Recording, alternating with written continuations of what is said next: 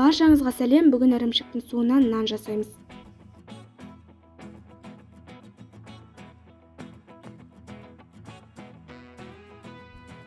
Бірінші ірімшіктің суына 1 шай қасық тұз бен 1 шай қасық шекер саламыз.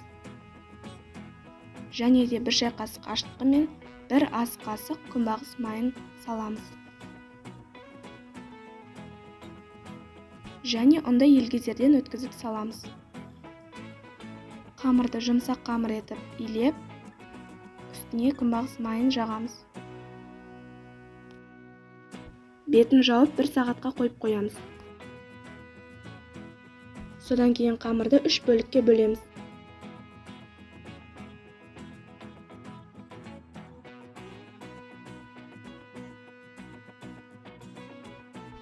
Бетін жауып 15-20 минутқа қойып қоямыз.